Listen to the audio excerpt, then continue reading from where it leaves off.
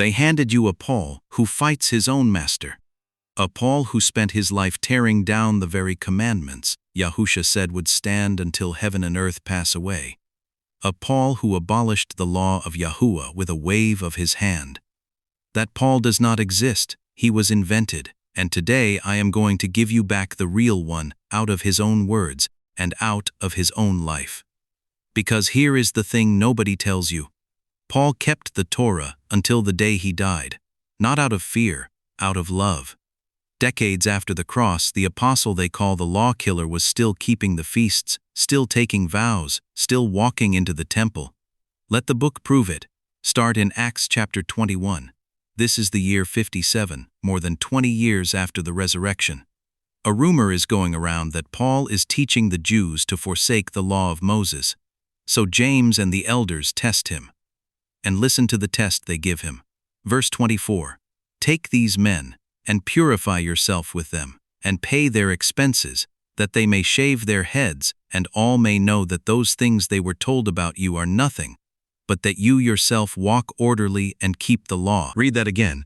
The way Paul proves he is not against the law is by paying for a temple vow and keeping the law in front of everyone.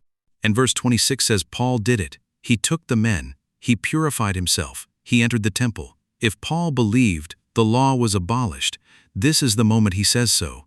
Instead, he proves the opposite with his own hands. And that is not one verse. That is his whole life.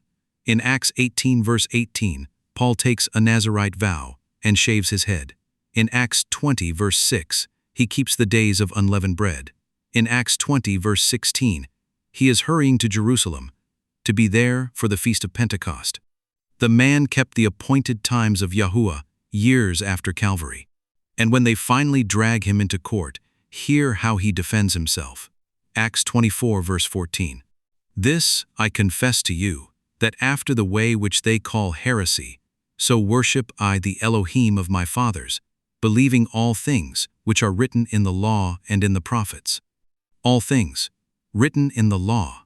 Acts 25 verse 8. Neither against the law of the Jews, neither against the temple, have I offended at all. Acts 28 verse 17. I have committed nothing against the people, or the customs of our fathers. So let us be honest. If Paul abolished the law, then Paul was a liar.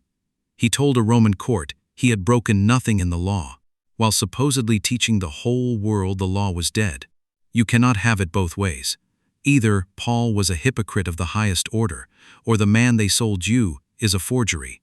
He is a forgery. So what was Paul actually fighting? Because he was fighting something. Go back to where the whole fight began. Acts 15 verse 1. Certain men came down and taught the brethren, saying, Except you be circumcised after the manner of Moses, you cannot be saved. There it is. That is the heresy. Not keeping Torah. Being circumcised in order to be saved. Earning your salvation by a knife.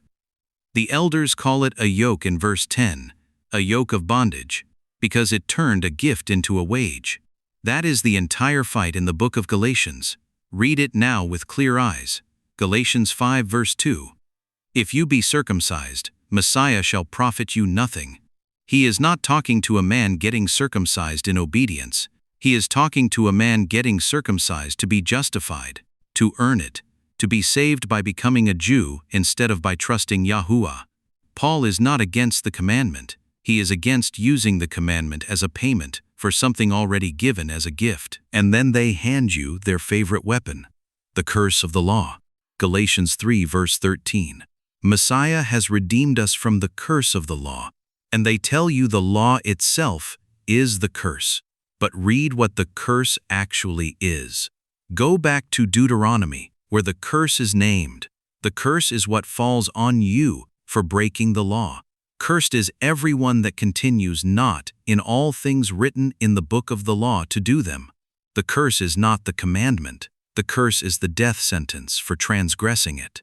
Messiah did not redeem you from the standard. He redeemed you from the penalty. He took the death you earned. He did not cancel the road. He paid your fine for driving off it. And if you still think Paul was against the law, then stop guessing and let Paul tell you himself, in plain words. Romans 3 verse 31. Do we then make void the law through faith? And he answers his own question. Far from it, yea, we establish the law. Romans 7 verse 12. The law is holy, and the commandment holy, and just and good. Romans 7 verse 7. Is the law sin? Far from it. I had not known sin, but by the law. Romans 2 verse 13. Not the hearers of the law are just before Yahuah, but the doers of the law shall be justified. And 1 Corinthians 7 verse 19. Circumcision is nothing, and uncircumcision is nothing, but the keeping of the commandments of Elohim. The keeping of the commandments. From the very pen they told you abolished the commandments. So how did it happen? How did the church turn the apostle of the keeping of the commandments into the apostle who ended them? Peter told you it would happen. He warned you by name. 2 Peter chapter 3 verse 15 and 16.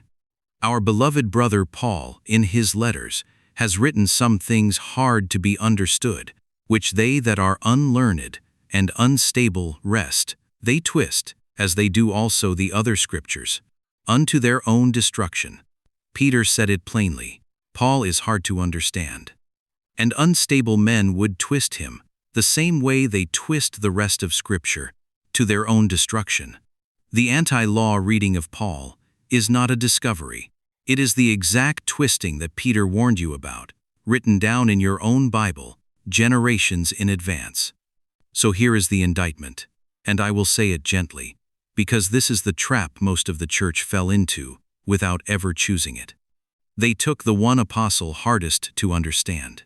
They twisted his words against the law, exactly as Peter said the unstable would, and they used that twisting to cancel the very commandments Yahusha said would never pass away.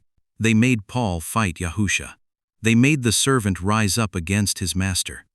But the real Paul never lifted a finger against the law his master kept. And here is the mercy in all of this. You are not being handed a heavier burden. You are being handed back what was stolen. They took your apostle and dressed him as an enemy of obedience, and they hid the commandments behind his name. I am only opening the book and showing you the same Paul who paid for the temple sacrifice, who shaved his head for the vow, who ran to keep the feast, who said with his own mouth that the law is holy, and that the doers of it are justified. If Paul kept the commandments in joy, all the way to the chopping block, then so can you. There is no curse waiting for you in obedience.